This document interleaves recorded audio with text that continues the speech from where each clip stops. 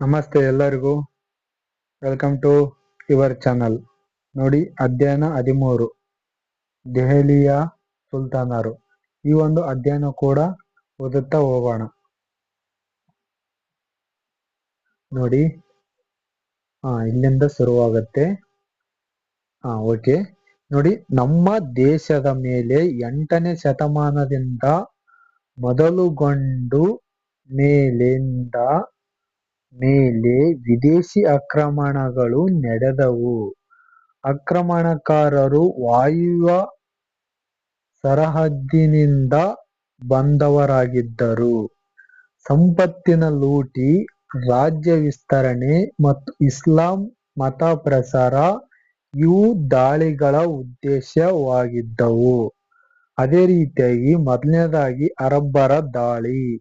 ಭಾರತದ ಮೇಲೆ ದಾಳಿ ಮಾಡಿದ ಮೊದಲಿಗರೆಂದರೆ ಅರಬ್ಬರು. Very important, ನೆನಪಿಟ್ಟುಕೊಳ್ಳಿ. ಚಿಕ್ಕ ವಿಷಯ ಕೂಡ ಒಂದೊಂದ್ಸಲ ನಮ್ಗೆ ಎಕ್ಸಾಮ್ದಲ್ಲಿ ನೆನಪು ಬರೋದಿಲ್ಲ. ಹಂಗಾಗಿ ಅರಬ್ಬರು ದಂಡು ಸಾಮಾನ್ಯ ಶಕ 712ರಲ್ಲಿ ಸಿಂಧ್ ಮತ್ತು ಮುಲ್ತಾನ್ ಪ್ರಾಂತ್ಯಗಳನ್ನು ವಶಪಡಿಸಿಕೊಂಡಿತ್ತು. ಇದರೊಂದಿಗೆ ಈ ಪ್ರದೇಶದಲ್ಲಿ ಇಸ್ಲಾಂ ನೆಲೆಯೂರಿತು. ಆದರೆ ಅಲ್ಪ ಕಾಲದಲ್ಲಿ ಅರಬ್ಬರು ಅತಿಕ್ರಮಣ ಕ್ಷೀಣಿಸಿತ್ತು. ಓಕೆ, ಈ ತರ ನೀವು ಓದುತ್ತಾ ಹೋಗಿ. ನೋಡಿ, ಟರ್ಕರ ದಾಳಿ. ಇದಾದ ಸುಮಾರು 3 ಶತಮಾನಗಳ ಅನಂತರ ಟರ್ಕಿ ಮೂಲದ ಮೊಹಮ್ಮದ್ ಗಜನಿ ಭಾರತದ ಮೇಲೆ ದಾಳಿ ನಡೆಸಿದನು. ಅಫ್ಘಾನಿಸ್ತಾನದ ಗಜನಿ ಎಂಬ ಚಿಕ್ಕ ರಾಜ್ಯದ ಸುಲ್ತಾನನಾಗಿದ್ದ ಇವನು 17 ಬಾರಿ ಭಾರತದ ಮೇಲೆ ದಾಳಿ ನಡೆಸಿದನು. ಎಷ್ಟು ಬಾರಿ? ಗಜನಿ ಎಂಬ ಚಿಕ್ಕ ರಾಜ್ಯದ ಸುಲ್ತಾನನಾಗಿದ್ದ ಇವನು 17 ಬಾರಿ ಭಾರತದ ಮೇಲೆ ದಾಳಿ ನಡೆಸಿದ್ದನು. ಇದರ ಪರಿಣಾಮವಾಗಿ ಭಾರತದ ಹಲವಾರು ಸಂಪದ್ಭರಿತ ನಗರಗಳು ಸೂರೆಗೊಂಡವು. ಧಾರ್ಮಿಕ ಕೇಂದ್ರಗಳು ನಾಶವಾದವು. ಇವುಗಳಲ್ಲಿ ಮಥುರೆಯ ಶ್ರೀಕೃಷ್ಣ ಮಂದಿರ, ಗುಜರಾತಿನ ಸೋಮನಾಥ ಮಂದಿರಗಳು ಸೇರಿದ್ದವು. ನೋಡಿ, ಇಲ್ಲಿ ಒಂದು ಕಾಲಂದಲ್ಲಿ ಕೊಟ್ಟಿದ್ದಾರೆ. ಇಂಥವು ಕೂಡ ನೀವು ಬಿಡಬಾರದು. ಇವುಗಳನ್ನು ಕೂಡ ನೀವು ಓದಬೇಕಾಗುತ್ತೆ. ದೇಶ ಸ್ವತಂತ್ರಗೊಂಡ ಅನಂತರ ಭಗ್ನಗೊಂಡ ಸೋಮನಾಥ ದೇವಾಲಯವನ್ನು ಭವ್ಯವಾಗಿ ಪುನರ್ ನಿರ್ಮಾಣ ಮಾಡಲಾಯಿತು. ಸಾಮಾನ್ಯ ಶಕ 1951. ಇದನ್ನು ಭಾರತದ ಪ್ರಥಮ ರಾಷ್ಟ್ರಾಧ್ಯಕ್ಷರಾದ ಡಾ. ಬಾಬು ರಾಜೇಂದ್ರ ಪ್ರಸಾದ್ ಅವರು ಉದ್ಘಾಟಿಸಿದರು. ನೆನಪಿರಲಿ, 1951ರಲ್ಲಿ ಈ ಒಂದು ಸೋಮನಾಥ ದೇವಾಲಯ ಪುನರ್ ನಿರ್ಮಾಣ ಮಾಡ್ತಾರ. ಆ ಒಂದು ದೇವಾಲಯದ ನಿರ್ಮಾಣ ಮಾಡಿದ್ದು ಎಷ್ಟರಲ್ಲಿ ಅಂದ್ರೆ 1951ರಲ್ಲಿ. ಅದನ್ನು ನಿರ್ಮಾಣ ಮಾಡಿದಂತ ರಾಷ್ಟ್ರಾಧ್ಯಕ್ಷರು ಯಾರಪ್ಪ ಉದ್ಘಾಟಿಸಿದಂತ ರಾಷ್ಟ್ರಾಧ್ಯಕ್ಷರು ಯಾರಪ್ಪ ಅಂದ್ರೆ ಡಾ. ಬಾಬು ರಾಜೇಂದ್ರ ಪ್ರಸಾದ್ ರವರು. ಓಕೆ, ಇಲ್ಲಿದೆ ನೋಡಿ ಸೋಮನಾಥ ಮಂದಿರ, ಗುಜರಾತ್ ರಾಜ್ಯದಲ್ಲಿರುವಂತದ್ದು. ನಂತರ ಮೊಹಮ್ಮದ್ ಗೋರಿಯವರ ಬಗ್ಗೆ ಓದುತ್ತಾ ಹೋಗೋಣ. ಮೊಹಮ್ಮದ್ ಗೋರಿ 12ನೇ ಶತಮಾನದ ಕೊನೆಯ ಭಾಗದಲ್ಲಿ ಅಫ್ಘಾನಿಸ್ತಾನದ ಮೊಹಮ್ಮದ್ ಗೋರಿ ಭಾರತದ ಮೇಲೆ ದಾಳಿ ನಡೆಸಿ ಸಿಂಧ್ ಮತ್ತು ಪಂಜಾಬ್ ಪ್ರಾಂತ್ಯಗಳನ್ನು ವಶಪಡಿಸಿಕೊಂಡನು. ದಾಳಿ ಮುಂದುವರಿಯುತ್ತಿದ್ದಂತೆ ದೆಹಲಿಯ ರಾಜ ಪೃಥ್ವಿರಾಜ ಚೌಹಾಣನ ಗೋರಿಯನ್ನು ಮೊದಲು ತೈರನ್ ಯುದ್ಧದಲ್ಲಿ ಸೋಲಿಸಿದನು. ಮೊದಲ ತೈರನ್ ಯುದ್ಧದಲ್ಲಿ ಸೋಲಿಸಿದಂತ ರಾಜ ಯಾರಪ್ಪ ಅಂದ್ರೆ ಪೃಥ್ವಿರಾಜ್ ಚೌಹಾಣನು. ಯಾರನ್ನು ಸೋಲಿಸಿದ? ಮೊಹಮ್ಮದ್ ಗೋರಿಯನ್ನು ಸೋಲಿಸಿದ್ದ. ಆದರೆ ಮರುವರ್ಷ ಮತ್ತೆ ದಂಡೆತ್ತಿ ಬಂದ ಗೋರಿಯು 2ನೆಯ ತೈರನ್ ಯುದ್ಧದಲ್ಲಿ ಪೃಥ್ವಿರಾಜನು ಸೋಲಿಸಿ ಕೊಂದನು. 2ನೇ ತೈರನ್ ಯುದ್ಧದಲ್ಲಿ ಪೃಥ್ವಿರಾಜನನ್ನು ಸೋಲಿಸಿ ಕೊಂದಂತ ವ್ಯಕ್ತಿ ಯಾರು? ಮೊಹಮ್ಮದ್ ಗೋರಿಯವರು. ದೆಹಲಿಯು ಗೋರಿಯ ವಶವಾಯಿತು. ಮೊಹಮ್ಮದ್ ಗೋರಿ ಗೆದ್ದುಕೊಂಡ ಪ್ರದೇಶಗಳನ್ನು ತನ್ನ ಸೇನಾನಿ ಕುತುಬ್ದೀನ್ ಐಬಕ್ ಎಂಬುವವನಿಗೆ ಹಸ್ತಾಂತರಿಸಿದನು. ಈ ಮೊಹಮ್ಮದ್ ಗೋರಿ ಗೆದ್ದುಕೊಂಡ ಪ್ರದೇಶಗಳನ್ನು ತನ್ನ ಸೇನಾನಿ ಕುತುಬ್ದೀನ್ ಐಬಕನ್ ಎಂಬುವನಿಗೆ ಹಸ್ತಾಂತರಿಸಿದನು. ಇಲ್ಲಿಂದ ಕುತುಬ್ದೀನ್ ದೆಹಲಿಯ ಸುಲ್ತಾನನಾಗಿ ಆಳ್ವಿಕೆ ಆರಂಭಿಸಿದನು. ಓಕೆ, ನೋಡಿ ಇಲ್ಲಿ ಗುಲಾಮಿ ಸಂತತಿ ಬರುತ್ತೆ. ಯಾವುದು? ಗುಲಾಮಿ ಸಂತತಿ. ಗೋರಿಯು ಗೆದ್ದುಕೊಂಡ ಪ್ರದೇಶಗಳನ್ನು ತನ್ನ ಸೇನಾನಿ ಕುತುಬ್ದೀನ್ ಐಬಕ್ ಎಂಬುವನಿಗೆ ಹಸ್ತಾಂತರಿಸಿದನು. ಗೋರಿಯ ಮರಣದ ನಂತರ ಕುತುಬ್ದೀನ್ ಐಬಕ್ ದೆಹಲಿಯ ಸುಲ್ತಾನನಾಗಿ ಸ್ವತಂತ್ರ ಆಳ್ವಿಕೆ ಪ್ರಾರಂಭಿಸಿದನು. ನೋಡಿ, ಇಲ್ಲಿ ಮುಖ್ಯವಾಗಿ ನೆನಪಿಡಬೇಕಾದ ಸಂಗತಿ ಏನಪ್ಪಾ ಅಂದ್ರೆ, ದೆಹಲಿಯನ್ನು 5 ಸಂತತಿಗಳು ಆಳಿದವು. ಅವುಗಳೆಂದರೆ ಇಲ್ಲಿವೆ ನೋಡಿ. ಮೊದಲನೇದು ಗುಲಾಮಿ ಸಂತತಿ, ಎರಡನೇದು ಖಿಲ್ಜಿ ಸಂತತಿ, ಮೂರನೇದು ತುಘಲಕ್ ಸಂತತಿ, ನಾಲ್ಕನೇದು ಸೈಯದ್ ಸಂತತಿ, ಐದನೇದು ಲೋಧಿ ಸಂತತಿ. ಓಕೆ, ಈ 5 ಸಂತತಿಗಳನ್ನು ದೆಹಲಿಯನ್ನು ಆಳ್ವಿಕೆ ಮಾಡಿದವು. ಮೊದಲನೇದಾಗಿ ಕುತುಬ್ದೀನ್ ಐಬಕ್. ಕುತುಬ್ದೀನ್ ಪ್ರಾರಂಭದಲ್ಲಿ ಮೊಹಮ್ಮದ್ ಗೋರಿಯ ಗುಲಾಮನಾಗಿದ್ದ. ಈ ಕಾರಣದಿಂದಾಗಿ ಇವನದು ಗುಲಾಮಿ ಸಂತತಿ ಎಂದಾಯಿತು. ಅಂದ್ರೆ ಗುಲಾಮಿ ಸಂತತಿ ಯಾವ ತರ ಹುಟ್ಟಿಕೊಂತು ಅಂದ್ರೆ, ಕುತುಬ್ದೀನ್ ಐಬಕ್ ಎಂಬ ವ್ಯಕ್ತಿ ಮೊಹಮ್ಮದ್ ಗೋರಿಯ ಗುಲಾಮನಾಗಿದ್ದ. ಆದ ಕಾರಣ ಈ ಒಂದು ಗುಲಾಮಿ ಸಂತತಿ ಎಂದ ಹೆಸರು ಹುಟ್ಟಿಕೊಂತು. ಇವನು ಶತ್ರುಗಳನ್ನು ಗೆದ್ದು ಟರ್ಕರ ಆಳ್ವಿಕೆಯನ್ನು ಭದ್ರಗೊಳಿಸಿದನು. ತನ್ನ ವಿಜಯದ ದ್ಯೋತಕವಾಗಿ ದೆಹಲಿಯ ಸಮೀಪದ ಮೆಹರೌಲಿ ಎಂಬಲ್ಲಿ ಕುತುಬ್ ಮಿನಾರಿನ ನಿರ್ಮಾಣ ಕಾರ್ಯ ಆರಂಭಿಸಿದನು. ಇದು ಇಲ್ತಮಸ್ನ ಕಾಲದಲ್ಲಿ ಪೂರ್ಣಗೊಂಡಿತು. ಓಕೆ, ನೋಡಿ ಕುತುಬ್ದೀನ್ ಐಬಕ್ ಇಲ್ಲಿದ್ದಾರೆ ನೋಡಿ.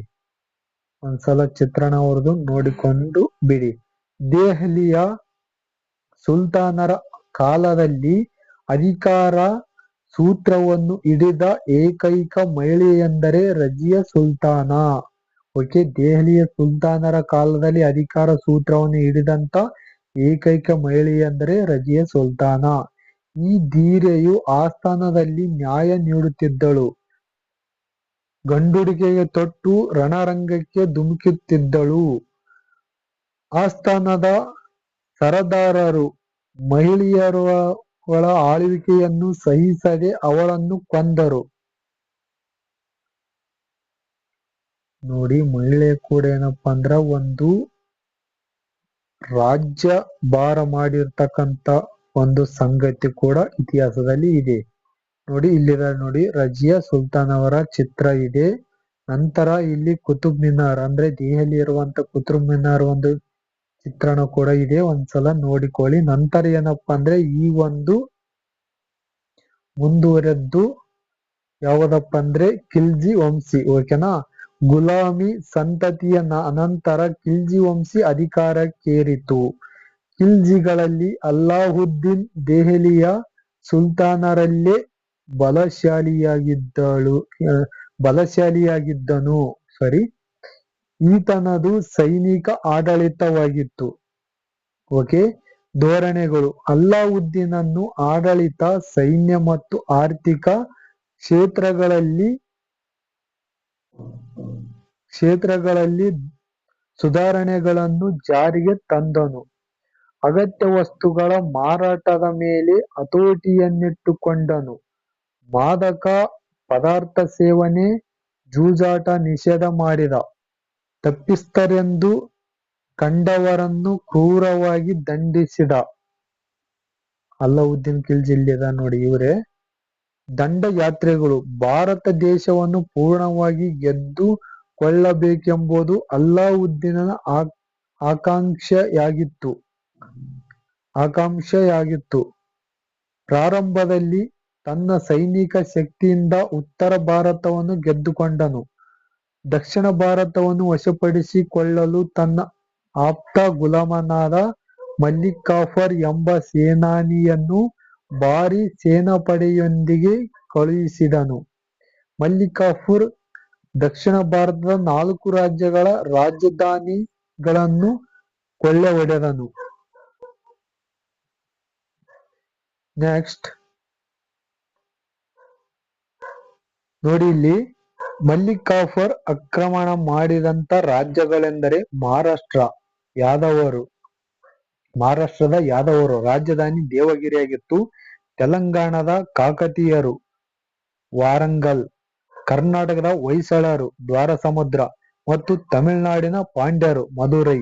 ಓಕೆನಾ, ಬ್ರಾಕೆಟ್ ನಲ್ಲಿ ಇರ್ತಕ್ಕಂಥವು ಇವೇನಪ್ಪಾ ಅಂದ್ರ ಆ ಒಂದು ರಾಜ್ಯದ ರಾಜಧಾನಿ ಆಗಿದ್ದವು ಪ್ರಾಚೀನ ಕಾಲದಲ್ಲಿ. ಓಕೆ ನೋಡಿ, ತದನಂತರ ಮಲ್ಲಿಕಾಫರನು ದಂಡಯಾತ್ರೆಯನ್ನು ರಾಮೇಶ್ವರದವರೆಗೆ ಮುಂದುವರಿಸಿದ್ದನು.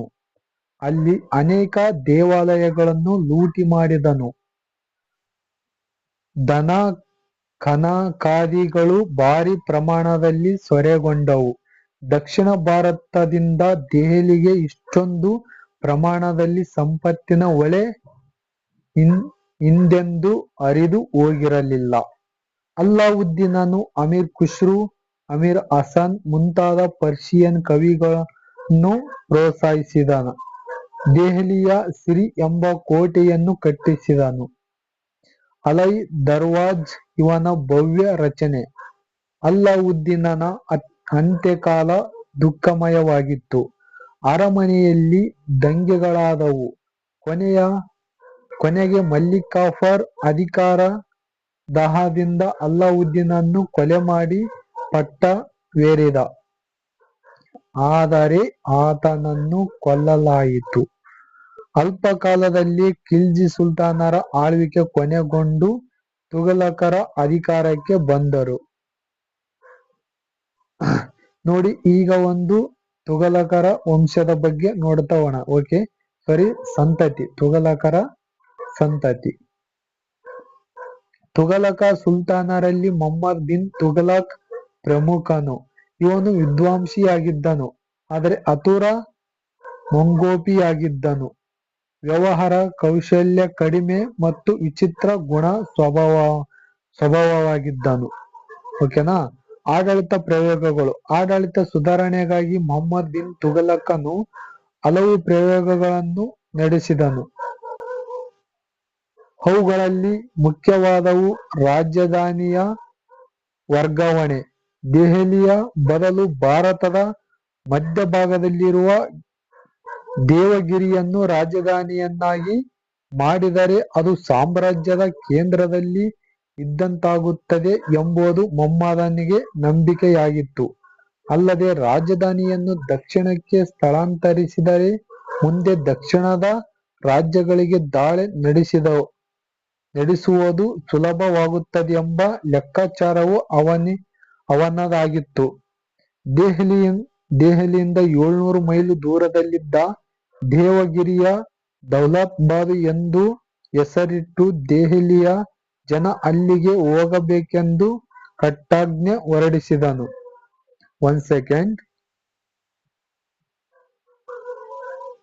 ಓಕೆ,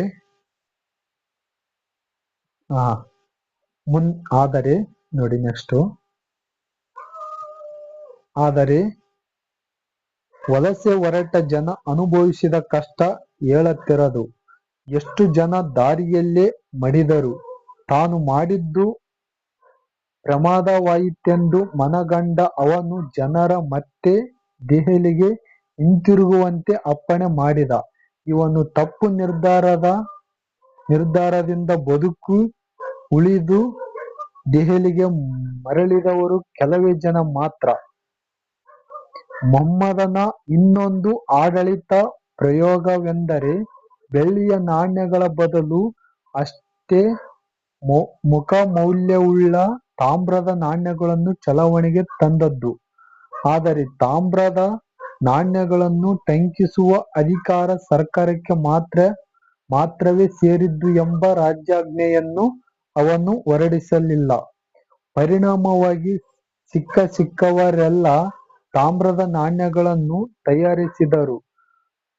ಅವಕ್ಕೆ ವಿನಿಮಯ ರೂಪದಲ್ಲಿ ಬೆಳ್ಳಿ ಲೋಹಗಳನ್ನು ಕೊಡುವುದು ಸರ್ಕಾರಕ್ಕೆ ಸಾಧ್ಯವಾಗಲಿಲ್ಲ. ಮೊಹಮ್ಮದನು ತಪ್ಪನ್ನರಿತು ಮತ್ತೆ ಹಿಂದಿನ ನಾಣ್ಯಗಳನ್ನು ಚಲಾಯಿಸಬೇಕೆಂದು ಆಜ್ಞಾಪಿಸಿದ. ಒಟ್ನಲ್ಲಿ ಈ ಪ್ರಯೋಗದಿಂದ ರಾಜ್ಯದ ಆರ್ಥಿಕ ಸ್ಥಿತಿ ಹದಗೆಟ್ಟಿತು. ಮೊಹಮ್ಮದನ ಆಡಳಿತದಿಂದ ಅತೃಪ್ತರಾದ ಪ್ರಜೆಗಳು ದಂಗೆ ಎದ್ದರು. ಸಿಂಧು ಪ್ರದೇಶದಲ್ಲಿ ದಂಗೆಕೋರರನ್ನು ದಮನ ಮಾಡುತ್ತಿದ್ದಾಗ ಜ್ವರ ಬಂದು ಮೊಹಮ್ಮದ್ ತೀರಿಕೊಂಡ.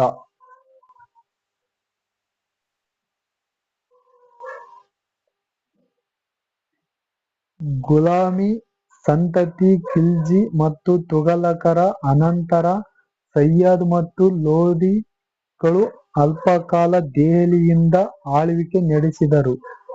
ಲೋಧಿ ಸುಲ್ತಾನ ಇಬ್ರಾಹಿಮನನ್ನು ಮೊಘಲ ದೊರೆ ಬಾಬರ್ ಪಾಣಿಪತ್ ಕದನದಲ್ಲಿ ಸೋಲಿಸಿ ಮೊಘಲ್ ಸಾಮ್ರಾಜ್ಯಕ್ಕೆ ಬುನಾದಿ ಹಾಕಿದನು.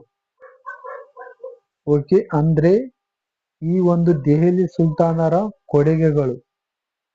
ಓಕೆ, ಆಡಳಿತ. ದೆಹಲಿ ಸುಲ್ತಾನರ ರಾಜ್ಯದಲ್ಲಿ ಹಿಂದೂಗಳು ಬಹುಸಂಖ್ಯಾತರಾಗಿದ್ದರು. ಆಡಳಿತವು ಟರ್ಕ್ ನೆಲೆಯಲ್ಲಿ ನಡೆಯುತ್ತಿತ್ತು.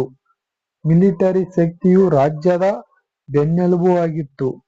ಸುಲ್ತಾನರು ನಿರಂಕುಶ ಪ್ರಭುಗಳಾಗಿದ್ದರು.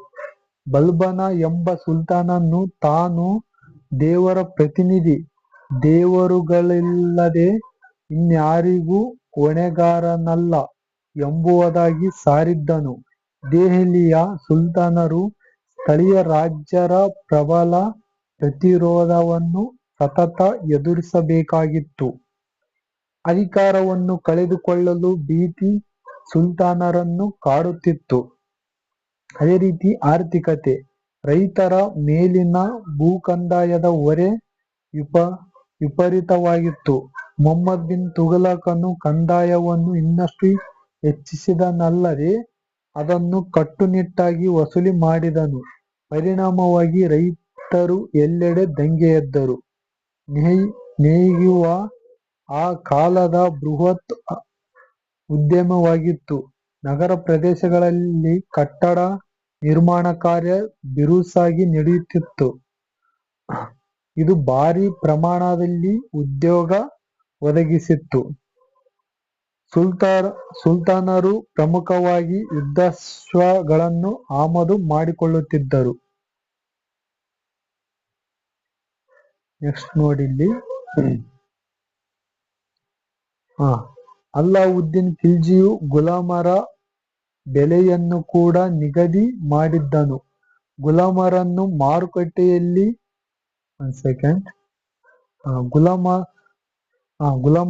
ಮಾರುಕಟ್ಟೆಯಲ್ಲಿ ಬಹಿರಂಗವಾಗಿ ಮಾರಾಟ ಮಾಡಲಾಗುತ್ತಿತ್ತು. ಸುಲ್ತಾನರ ಕೈ ಕೆಳಗಿದ್ದ ಗುಲಾಮರ ಸಂಖ್ಯೆಯಾದರೂ ದಂಗುಬಡಿಸುವಂತಿತ್ತು. ಅಲ್ಲಾವುದ್ದೀನನ ಕೆಳಗೆ 50,000 ಗುಲಾಮರಿದ್ದರೆ ಫಿರೋಜ್ ಶಾ ತುಘಲಕನ ಅವಧಿಯಲ್ಲಿ 1,80,000 ಗುಲಾಮರಿದ್ದರು.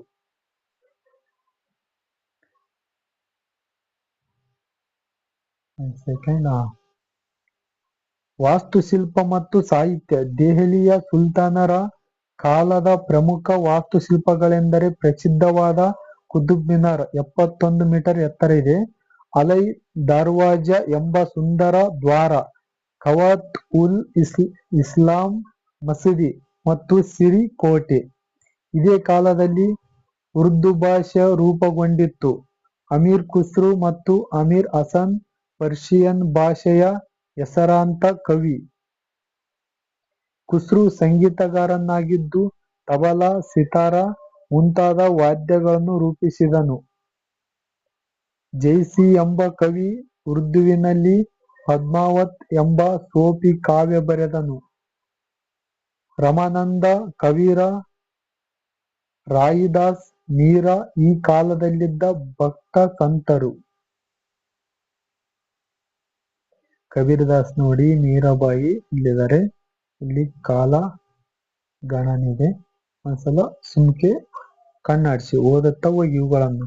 ಸಿಂಧು ಪ್ರಾಂತ್ಯದ ಮೇಲೆ ಅರಬ್ಬರ ದಾಳಿ. ಸಾಮಾನ್ಯ ಶಕ 712. ಮೊಹಮ್ಮದ್ ಗಜನಿಯ ಆಕ್ರಮಣಗಳು 1000 ರಿಂದ 1026 ರವರೆಗೆ. ತೈರನ್ ಕದನಗಳು. ಮೊಹಮ್ಮದ್ ಘೋರಿ ಮತ್ತು ಪೃಥ್ವಿರಾಜ ಚೌಹಾಣರ ನಡುವೆ ಸಾಮಾನ್ಯ ಶಕ 1191ರಿಂದ 1192. ದೆಹಲಿಯ ಸುಲ್ತಾನರ ಆಳ್ವಿಕೆ 1206ರಿಂದ 1526. ಕುತುಬ್‌ದಿನ್ ಐಬಕ್ 1206ರಿಂದ 1210. ರಜಿಯಾ ಸುಲ್ತಾನ್ 1236ರಿಂದ 1240. ಅಲ್ಲಾವುದ್ದೀನ್ ಖಿಲ್ಜಿ 1296ರಿಂದ 1316. ಮೊಹಮ್ಮದ್ ಬಿನ್ ತುಘಲಕ್ 1325ರಿಂದ 1351. ಪಾಣಿಪತ್ ಕದನ ಹಾಗೂ ಮೊಘಲರ ಆಳ್ವಿಕೆಯ ಆರಂಭ 1526. ಅದೇ ರೀತಿಯಾಗಿ ಹೊಸ ಪದ ಅಂತ ಹೇಳಿದೆ, ಅಂದ್ರೆ ಮಿನಾರ್ ಅಂದ್ರೆ ಎತ್ತರವಾದ ಸ್ತಂಭ ಗೋಪುರ ಅಂತ ಹೇಳ್ತಾರೆ. ಈ ಒಂದು ಅಧ್ಯಯನ ಇಲ್ಲಿಗೆ ಮುಕ್ತಾಯವಾಯಿತು. ಮುಂದೆ ನೆಕ್ಸ್ಟ್ ವಿಡಿಯೋದಲ್ಲಿ ಏನಪ್ಪಾ ಅಂದ್ರೆ ಈ ಅಧ್ಯಯನದ ಕುರಿತಾಗಿ MCQ ಗಳನ್ನು ನೋಡುತ್ತಾ ಹೋಗೋಣ. Okay, thank you so much for watching this video. Thank you to all.